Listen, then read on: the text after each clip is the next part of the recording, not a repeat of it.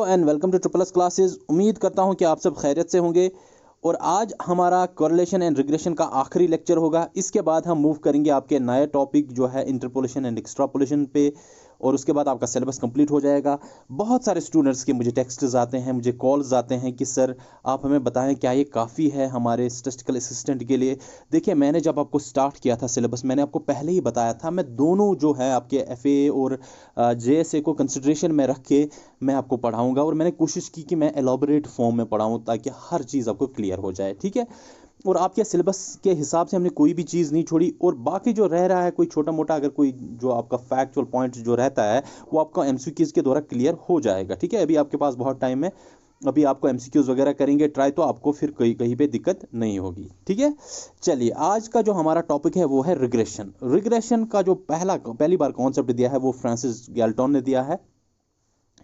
और रिग्रेशन क्या है? जिस तरह से कोरिलेशन में हम दो वेरिएबल्स के दरमियान रिलेशन देखते थे, लेकिन उस रिलेशन की डिग्री हम देखते किस किस्म की रिलेशन है। ठीक है, कितनी रिलेशन है मेजर करते थे हम एक स्केल से, जिसको मैंने आपको बताया था +1 to -1 हमारा उसका वैल्यू रहता था, तो हम ये बताते थे किस तरह का रिलेशन है इन दो के दरमियान। लेकिन हमें ये नहीं पता चलता था कि किसकी वजह से दूसरे पे इफेक्ट पड़ता है, कौन कॉज है और कौन कॉज बनता है और किस पे इफेक्ट पड़ता है। ठीक है, लेकिन ये चीज़ हमें रिग्रेशन में क्लियर हो जाती है। इसलिए कोरिलेशन में हम जो है डिग्री ऑफ रिलेशन देखते थे, कितनी जो है रिलेशन है दो वेरिएबल्स के दरमियान। यहाँ पे हम ये भी पता चला है किस तरह का रिलेशन है। ठीक है, नेचर ऑफ रिलेशनशिप पता चलता है। ये जो हमारे पास रिग्रेशन है, इसका अगर हम डेफिनेशन देखें, study of nature of relationship between two variables. यहाँ हम नेचर देखते हैं रिलेशनशिप का, डिग्री नहीं देखते हैं। सो दैट वन अननोन, अगर हमारे पास एक अननोन वेरिएबल होगा और अगर हमारे पास एक नोन वेरिएबल होगा, तो हम नोन वेरिएबल के थ्रू अननोन वेरिएबल का वैल्यू जो है वो प्रिडिक्ट कर सकते हैं। क्लियर? अच्छा, the two variables are independent and dependent variables. इसमें दो वेरिएबल्स, अगर हमारे पास एक x होगा एक y होगा, तो एक वेरिएबल इसमें डिपेंडेंट वेरिएबल होता है और दूसरा इसमें इंडिपेंडेंट वेरिएबल होता है। फॉर एग्जांपल, अगर आपके पास एक सिंपल सी लीनियर इक्वेशन होगी y = 2x + 3। ठीक है, ये आपके पास सिंपल सी इक्वेशन है। यहाँ आप x में जो भी वैल्यू डालेंगे, जो आपका मन करे वैल्यू, वो इसमें डाल सकते हैं और y का वैल्यू उसी के हिसाब से आ जाएगा। क्लियर?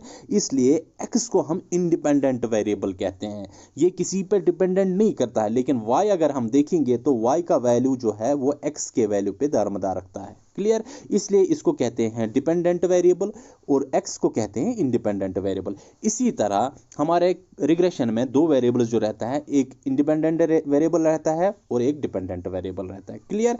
अच्छा, रिग्रेशन की एक और डेफिनेशन दी है एम ब्लेयर ने। उन्होंने कहा कि regression is the measure of average relationship between two और मोर वेरिएबल्स। अगर हमने दो या दो से ज्यादा वेरिएबल्स के दरमियान एक रिलेशनशिप मेजर करनी होगी, तो वो एवरेज रिलेशनशिप मेजर करने के लिए हम रिग्रेशन को यूज कर सकते हैं। और साथ ही साथ हमें नेचर भी पता चल सकता है कि किस तरह की रिलेशन है, कौन सा जो वेरिएबल है कॉज है और कौन सा वेरिएबल जो है इफेक्ट है। क्लियर?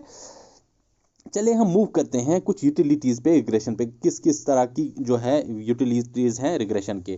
पहला हमारे पास explains the relationship between the two variables.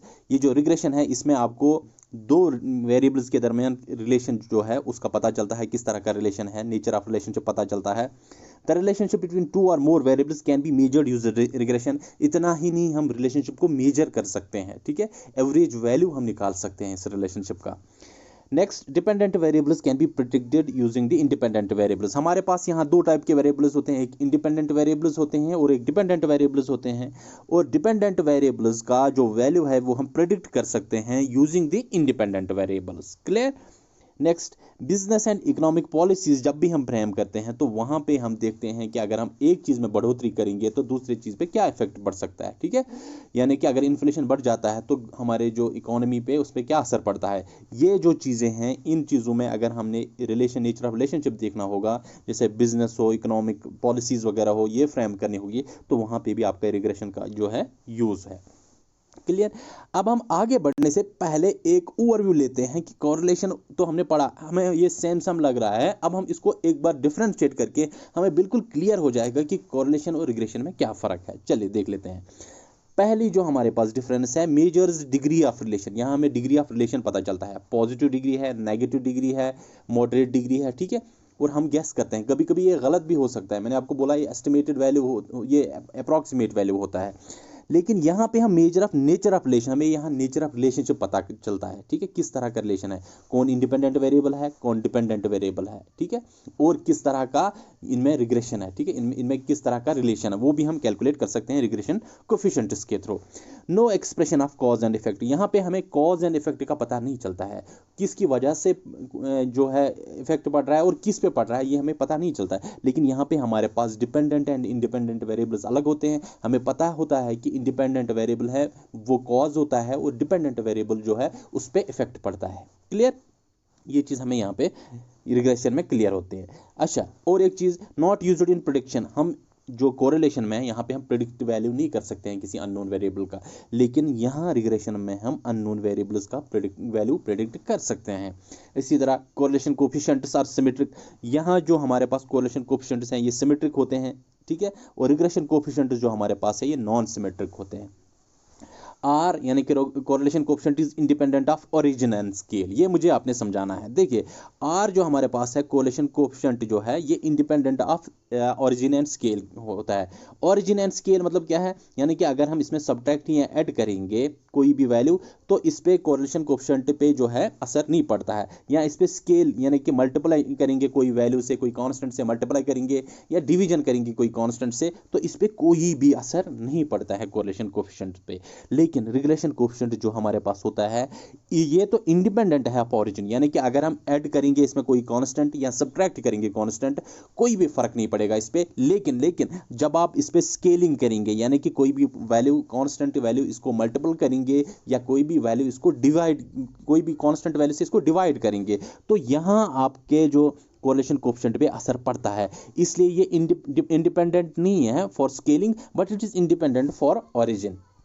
Clear, यहां से आपको एग्जैक्टली पता चलता है कि क्या फर्क है कोरिलेशन और रिग्रेशन में। क्लियर, अच्छा, इसके बाद हमारे पास जो है वो है टाइप्स ऑफ रिग्रेशन, किस किस तरह के रिग्रेशन हैं हमारे पास। सबसे पहला टाइप जो है वो है सिंपल रिग्रेशन, जैसे हमने सिंपल कोरिलेशन पढ़ा था, तो यहाँ पे हमारे पास दो ही वेरिएबल्स होते हैं एट अ टाइम जिनकी हम स्टडी करते हैं, लेकिन एक वेरिएबल होता है डिपेंडेंट वेरिएबल और दूसरा होता है इंडिपेंडेंट वेरिएबल। मैंने आपको समझाया कौन होता है डिपेंडेंट वेरिएबल और कौन होता है इंडिपेंडेंट वेरिएबल।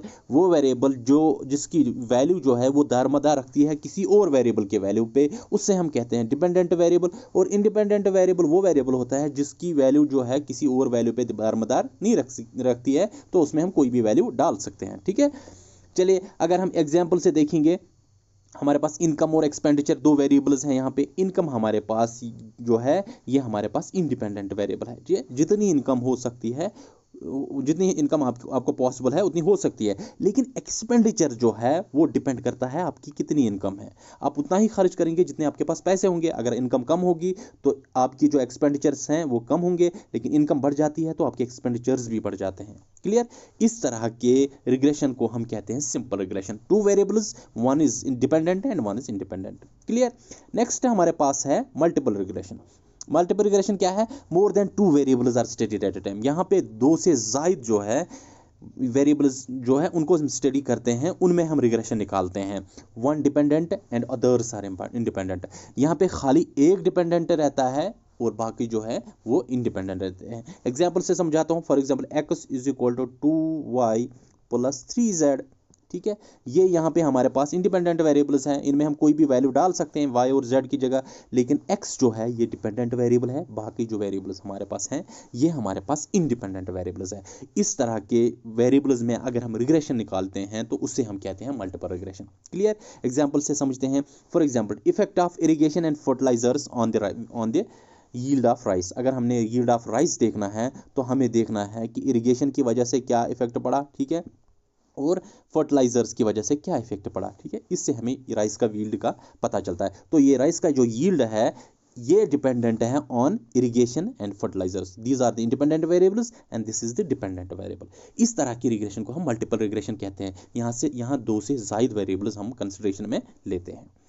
नेक्स्ट है हमारे पास लीनियर रिग्रेशन। लीनियर रिग्रेशन क्या होता है? When one variable change with other variable, जब एक वेरिएबल दूसरी वेरिएबल की वजह से चेंज होता है इन सम फिक्स्ड रेशो। मैंने आपको बताया था ये लीनियर कोरिलेशन में, यानी कि फिक्स्ड कांस्टेंट रेशो हमारे पास होता है चेंज का। यानी कि अगर हमारे पास x एंड y दो वेरिएबल्स है, अगर x में चेंज होता है डेल्टा x और y में जो चेंज होता है उसको हम डेल्टा y से रिप्रेजेंट करते हैं, ये जो रेशो है ये कांस्टेंट रहता है। ठीक है, अगर x में 20% इंक्रीज हुआ तो y में भी 10% इंक्रीज होता है। ये हमारे पास रेशो क्या बना? 2। ठीक है, और नेक्स्ट बार क्या हुआ? x में जो चेंज आया वो है 40%, लेकिन y में जो चेंज आया वो 20% है। इसको आप कैलकुलेट करेंगे, ये भी आपके पास रेशो 2/1 या 2 आ जाएगा, 2:1 आ जाएगा। ठीक है, तो इस तरह के रिग्रेशन को हम कहते हैं लीनियर रिग्रेशन, यानी कि यहाँ पे जो चेंज का रेशो है वो कांस्टेंट रहता है, वो फिक्स्ड रहता है।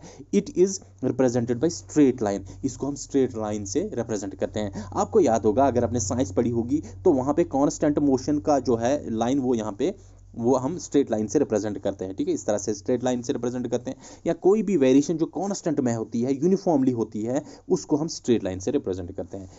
इसको हम कहते हैं linear regression. One variable change with another variable in a fixed ratio, यानी कि चेंज जो होती है दो वेरिएबल्स में, उनका जो रेशो है चेंज का वो हमारे पास कांस्टेंट रहता है, जैसे हमारे लीनियर कोरिलेशन होता था। नेक्स्ट हमारे पास है non linear regression. Non linear regression क्या होता है? When one variable changes with other variable in changing ratio, also known as curvilinear changing. लेकिन जब ये हमारे पास डेल्टा एक्स और डेल्टा वाई जो चेंज होता है वाई में और एक्स में, इसको हम रिप्रेजेंट करते हैं डेल्टा एक्स और डेल्टा वाई में। एक्स में चेंज हुआ 40%, ठीक है, तो वाई में चेंज हुआ 10%। ठीक है, क्लियर? तो ये हमारे पास रेशो बना 4:1, 0 0 गया और 4:1 आपके पास रेशो बना। लेकिन नेक्स्ट टाइम क्या हुआ? एक्स में चेंज हुआ 50% और वाई में जो चेंज हुआ वो 20% हुआ। ठीक है, ये आपके पास बन जाएगा 2.5:2। ठीक है, तो यहाँ पे रेशो जो है वो चेंज हो गया। जब रेशो चेंज होता है इससे हम लीनियर रिग्रेशन नहीं कहेंगे, बल्कि हम इसे नॉन लीनियर रिग्रेशन कहेंगे, क्योंकि यहाँ पे जो रेशो चेंज का जो रेशो है वो कांस्टेंट नहीं रहता है, इसलिए इसको हम कहते हैं नॉन लीनियर रिग्रेशन, या कभी कभी हम इसको कहते हैं कर्व लीनियर रिग्रेशन। ठीक है, कर्व लीनियर रिग्रेशन। इसको हम रिप्रेजेंट स्ट्रेट लाइन से नहीं करेंगे, क्योंकि ये कांस्टेंटली चेंज नहीं होता है, यहाँ पे कांस्टेंट चेंज नहीं रहता है, बल्कि यहाँ पे वेरी होता है, इसलिए इसका जो ग्राफ होता है वो कर्व की फॉर्म में होता है हमारे पास। ठीक है, इस तरह का कर्व हो सकता है, इस तरह का कर्व हो सकता है, किसी भी तरह, लेकिन स्ट्रेट लाइन नहीं होगा। नेक्स्ट है हमारे पास पार्शियल रिग्रेशन। पार्शियल रिग्रेशन क्या होता है? मैंने आपको पार्शियल कोरिलेशन में भी बताया था, पार्शियल मींस पार्शियलिटी हो रही है कहीं पे, when more than 2 variables are studied, दो से ज्यादा वेरिएबल्स को स्टडी किया जा रहा है at a time, but only 2 are taken in consideration, हम 2 को ही कंसिडरेशन में लेते हैं और बाकी जो वेरिएबल्स हमारे पास रहते हैं हम एज्यूम करते हैं कि वो कांस्टेंट है। फॉर एग्जांपल हमारे पास इस तरह का एक इक्वेशन है 2y + 3z। ठीक है, ये हमारे पास इक्वेशन, इसमें हमारे पास कितने वेरिएबल्स है? x है, y है, z है। ठीक है, हम सिर्फ x एंड y को ही कंसिडरेशन में लेते हैं और हम ये एज्यूम करते हैं कि z का जो वैल्यू है वो कांस्टेंट है। ठीक है, तो इस तरह के रिग्रेशन को हम कहते हैं पार्शियल रिग्रेशन। क्लियर? ये मैंने ऑलरेडी कोरिलेशन में पढ़ा है, आई एम श्योर कि आपको इसमें कहीं पे भी प्रॉब्लम नहीं होगी। टोटल रिग्रेशन क्या होता है? मोर देन 2 वेरिएबल्स, यहाँ पे भी 2 से ज्यादा वेरिएबल्स को स्टडी किया जा रहा है, लेकिन यहाँ पे जो है यहाँ पे पार्शियलिटी नहीं हो रहे हैं, and all are taken in consideration simultaneously. हम 3 से होंगे, 4 वेरिएबल्स होंगे, 5, जितने भी वेरिएबल्स होंगे सभी को हम एट अ टाइम कंसिडरेशन में लेते हैं, किसी को भी हम एज्यूम नहीं करते हैं कि ये कांस्टेंट है। उस तरह के रिग्रेशन को हम टोटल रिग्रेशन कहते हैं। Clear guys? चलिए, अब हमें कुछ फॉर्मूलाज याद रखनी है। मैंने कोशिश की है कि मैं कम से कम आपको फॉर्मूलाज दूं जो ज़्यादा इंपॉर्टेंट हो। बहुत सारे स्टूडेंट्स कहते हैं कि सर कैसे फॉर्मूलाज याद रखें। देखिए बेटा, मैं जो आपको फॉर्मूलाज देता हूं मैं कोशिश करता हूं उनको आसान बनाकर आपके पास लेके आ जाऊं। अगर आप बुक्स से देखेंगे आप इतने मुश्किल फॉर्मूलाज लगेंगे आपको, तो आपको याद रहने की बिल्कुल वो वहाँ पर गुंजाइश नहीं है, लेकिन मैं आपको बड़े आसान तरीके से फॉर्मूलाज देता हूँ। देख लीजिए, अगर यहाँ पे हमारे पास रिग्रेशन कोएफिशिएंट जो है वो 2 होते हैं। एक होता है अगर हमारे पास 2 वेरिएबल्स होंगे x एंड y, एक होता है एक कोएफिशिएंट हमारे पास y ऑन x, ठीक है, दूसरा होता है x ऑन y। या ये आपके पास जब y ऑन x होता है, इसमें y जो है वो डिपेंडेंट वेरिएबल रहता है और x डिपेंडेंट वेरिएबल रहता है। अगर x ऑन y होगा तो x यहाँ पे आपके पास डिपेंडेंट वेरिएबल रहेगा और y रहेगा इंडिपेंडेंट वेरिएबल।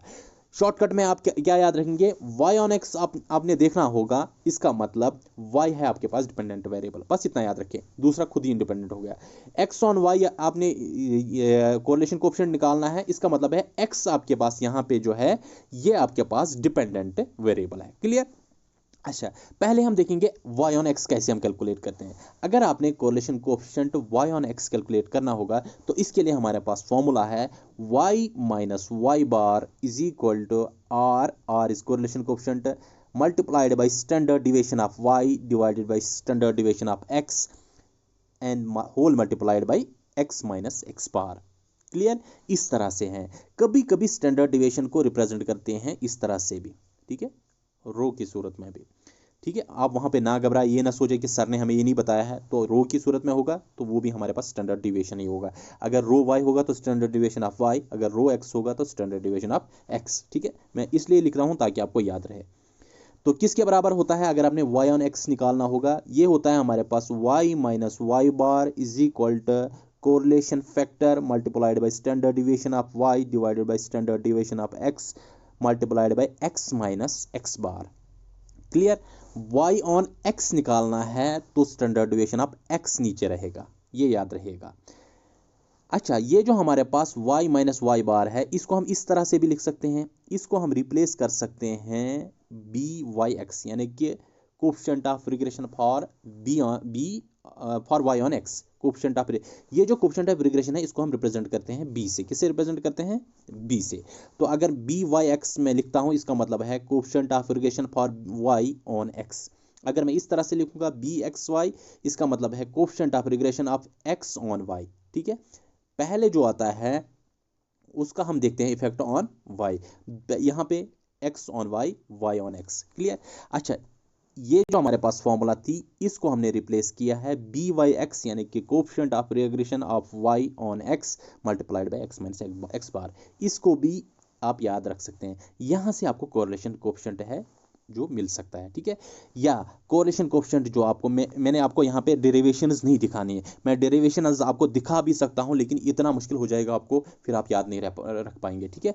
आप इस तरह से भी इसको लिख सकते हैं, by(x) को इस तरह से भी हम कैलकुलेट कर सकते हैं, summation of xy divided by summation of x square.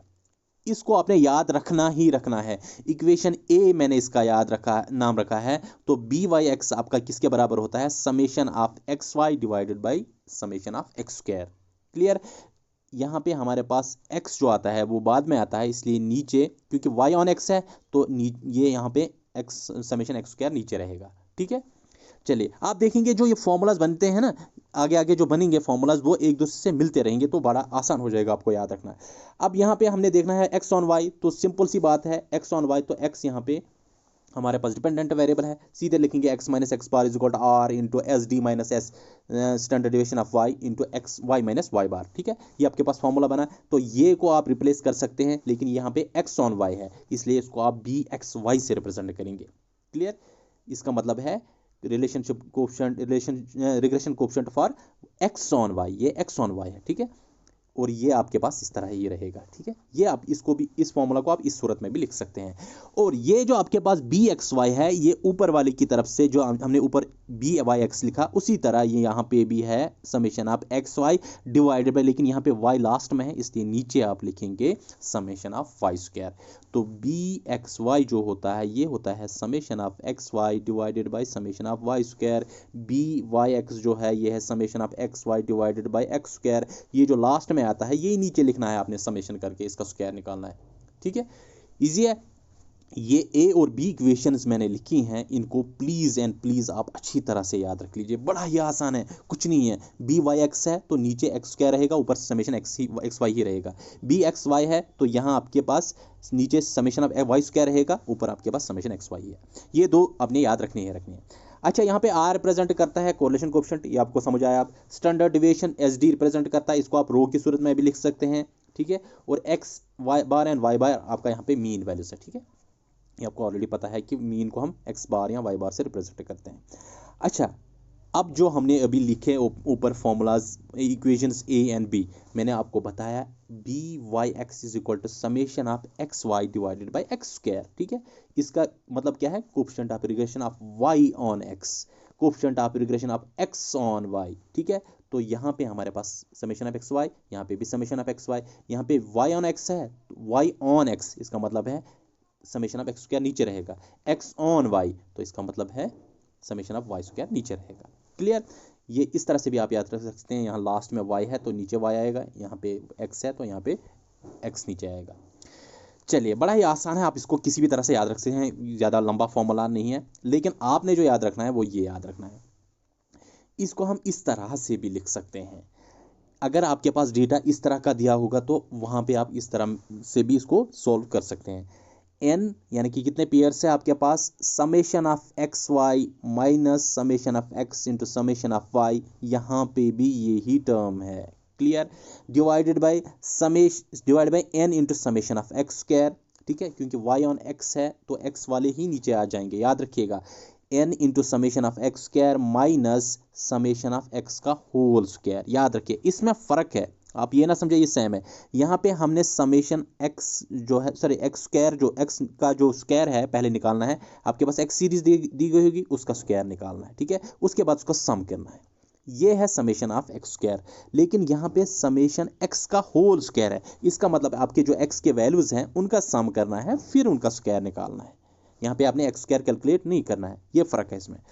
चलिए, इसी तरह अगर आपने बी एक्स वाई निकालना है तो ये भी इसी तरह, इसका भी फॉर्मूला है summation n into summation of x Y minus summation of x minus summation into summation of y. Same है ना, ये भी सेम है, लेकिन यहाँ पे लास्ट में y आता है इसलिए नीचे आएगा n into summation of y square minus summation y square, summation y का होल स्क्वायर।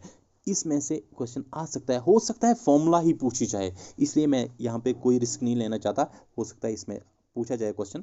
क्या, अगर आपको वैल्यूज़ दिए गए हैं आप सब्स्टिट्यूट कर सकते हैं तो आपका आंसर आ जाएगा, लेकिन ये दो को आप प्लीज़ अच्छी तरह से याद रखें। और ये तो आपके पास अब सिमिलर ही बना लगभग, ठीक है, सिर्फ नीचे आपको n summation of x square minus summation of x का होल स्क्वायर, इसी तरह यहाँ पे n into summation of y square minus summation of y का होल स्क्वायर, ये चार फॉर्मूला आप अच्छी तरह से याद रख लीजिए, ठीक है, रिग्रेशन के लिए। हो सकता है इस पर न्यूमेरिकल आ जाए, आगे जब हम एमसीक्यूज करेंगे तो इसमें आपको मैं बताऊंगा किस तरह के क्वेश्चंस आ सकते हैं।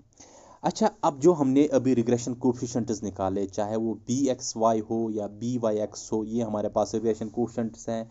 B regression coefficient of y on x and regression coefficient of x on y, ये हमने निकाले। इनके प्रॉपर्टीज़ होते हैं कुछ, वो प्रॉपर्टीज़ आपने याद रखने हैं, और बहुत इंपॉर्टेंट है ये, यहाँ से क्वेश्चन पूछा जा सकता है। जो इंटेलिजेंट एग्जामिनर होगा ना वो ज़रूर यहाँ से क्वेश्चन पूछेगा। क्या क्या प्रॉपर्टीज़ हैं ये आपने सीधे याद रखने हैं। पहला, it is denoted by b, ये मैंने आपको बताया, expressed in original unit of data, ये एक्सप्रेस किया जाता है ओरिजिनल यूनिट ऑफ डेटा। जरा देखें यहाँ पे हमने एक्स यूज़ किया, वाई यूज़ किया, एक्स यूज़ किया, वाई यूज़ किया, कहीं पे हमने स्टैंडर्ड डिविएशन यूज़ किया, कहीं पे हमने बार यूज़ किया, ठीक है, कहीं पे नहीं यूज़ किया, खाली हमने ओरिजिनल डेटा यूज़ किया है। एक्स हो वाई हो, समेशन एक्स वाई हो, खाली हम यहाँ पे ओरिजिनल डेटा यूज़ करते हैं और इसको रिप्रेजेंट किससे करते हैं, बी से। चलिए नेक्स्ट पेज मूव करते हैं। Both regression coefficients must have same sign, ये जो हमारे पास दो रिग्रेशन कोफिशिएंट्स होते हैं, एक b x y and b y x, ये दोनों जो है इनका साइन सेम होना चाहिए। अगर एक पॉजिटिव होगा तो दूसरा भी पॉजिटिव होगा, ठीक है।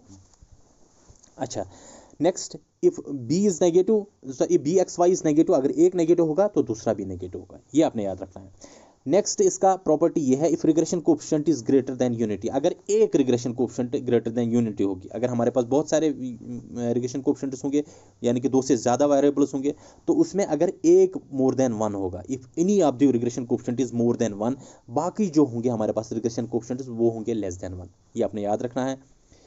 नेक्स्ट, हमारा जो geometric mean of two regression coefficients है, हमारे पास जो अगर दो वेरिएबल्स होंगे तो दो रिग्रेशन कोफिशिएंट्स होंगे, तो b y x into b x y, इसका अगर हम जियोमेट्रिक मीन निकालेंगे ये हमारा कोरिलेशन कोफिशिएंट के बराबर होता है, ये याद रखना है आपने। क्लियर। नेक्स्ट प्रॉपर्टी इसकी ये है, arithmetic mean of both regression coefficient is greater than r, अगर हम इनका अर्थमेटिक मीन निकालेंगे, अर्थमेटिक मीन आपने पता है कि सम करना है, डिवाइड बाय करना है नंबर ऑफ ऑब्जर्वेशंस, तो b y x plus b x y, हमारे पास कितने आ गए, 2 आइटम्स डिवाइड बाई 2 करेंगे, ये आपका अरिथमेटिक मीन बना। ये हमेशा ग्रेटर देन और इक्वल टू होता है रिलेशनशिप कोएफिशिएंट के बराबर, या तो ज़्यादा हो सकता है उससे या उसके बराबर होगा, लेकिन उससे कम कभी नहीं होगा, याद रखिएगा इसको। दो arithmetic mean of both regression coefficients is greater और equal to R, but it's never less than are.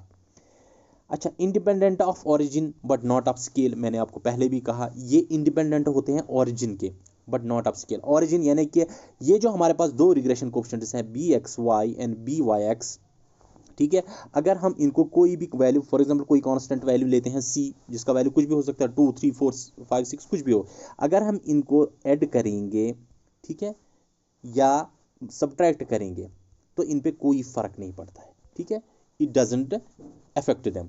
लेकिन अगर हम इनको स्केलिंग करेंगे तब इन पे इफेक्ट पड़ सकता है, ठीक है। इन पे स्केलिंग यानी कि स्केलिंग मतलब होता है, यानी कि स्केल करना मतलब होता है, या हम मल्टीप्लाई करेंगे किसी कांस्टेंट से या डिवीजन करेंगे किसी कांस्टेंट से, ठीक है। अगर हम इनको डिवीजन या मल्टीप्लाई करेंगे किसी कांस्टेंट से, उसको हम कहते हैं स्केल करना। तो स्केल करेंगे तो ये फिर आपके पास इनमें वेरिएशन आ जाएगी, ये इंडिपेंडेंट नहीं है उसके, ठीक है। Though they depend on the scaling but they are independent of the origin, यानी कि ओरिजिन प्लस करेंगे या माइनस करेंगे किसी कांस्टेंट से, उसको हम ओरिजिन कहते हैं, तो उससे कोई इफेक्ट नहीं पड़ता है कोरिलेशन कोएफिशिएंट्स पे, सॉरी रिग्रेशन कोएफिशिएंट्स पे। लेकिन यहाँ पे स्केलिंग से इन पे फर्क पड़ता है, यानी कि मल्टीप्लाई करेंगे या डिवीजन करेंगे तब इन पे इफेक्ट पड़ता है। और कोरिलेशन की जब बात करते थे हम, वहाँ पे ओरिजिन और स्केलिंग में कोई फर्क नहीं पड़ता है, चाहे आप मल्टीपल करें, ऐड करें, सब्ट्रैक्ट करें, कोई फर्क नहीं पड़ता है कोरिलेशन कोएफिशिएंट में। इसके बाद आता है हमारे पास रिग्रेशन लाइन्स। ये मुझे लगा इंपॉर्टेंट, ये आपको बताना चाहिए। रिग्रेशन लाइन्स हमारे पास क्या होता है, हमारे पास जो कोएफिशिएंट्स होते हैं उसका हम लाइन ड्रा कर सकते हैं, ठीक है। दो वेरिएबल्स होंगे तो दो लाइन्स ड्रा होंगे, तो ये रिप्रेजेंट करते हैं कि बिहेवियर ऑफ डेटा कैसा है। अगर डेटा हमारा एक तरह का यूनिफॉर्म डेटा है तो ये स्ट्रेट बनेगी, आपका यूनिफॉर्म डेटा नहीं होगा तो कर्वलिनियर बनेगा, इसको हम कहते हैं रिग्रेशन लाइन, ठीक है। और दो आपके पास दो वेरिएबल्स होंगे तो दो रिग्रेशन लाइन्स बनेंगे। आपका इक्वेशन इस तरह से होता है, ठीक है। अगर आप देखेंगे इक्वेशन ऑफ लाइन इसी तरह होता है, x is equal to a plus b y, यहाँ b आपका स्लोप कहता है, ठीक है, इक्वेशन ऑफ लाइन का स्लोप बताता है, क्योंकि हमारे पास इक्वेशन ऑफ लाइन होता है y is equal to mx plus C, ठीक है, mx प्लस सी। तो ये हमारे पास है इंटरसेप्ट, y इंटरसेप्ट, ये हमारे पास है स्लोप, ये हमारे पास y variable dependent variable, independent variable है, ये हमारे पास डिपेंडेंट वेरिएबल। इस तरह का इक्वेशन हालांकि आपने याद नहीं रखना है, लेकिन इतना याद रखें कि रिग्रेशन लाइन जो है ये डिस्क्राइब करता है कि किस तरह का डेटा आपके पास है। क्लियर, समझ आ गया ये? तो ये था रिग्रेशन के बारे में। इसमें से कहीं से भी क्वेश्चन पूछा जा सकता है, इसको अच्छे से देखें, बड़ा ही आसान तरीके से मैंने आपके लिए पेश किया और मैंने इसको बड़ा वो छांट के आपके लिए निकाला ये कंटेंट को। इसको अच्छी तरह से समझ लीजिएगा। इसके बाद आपका आखिरी टॉपिक है वो हम जल्दी इंशाल्लाह कंप्लीट करेंगे। इजाज़त दीजिएगा, अपना ख्याल रख लीजिएगा, बाय।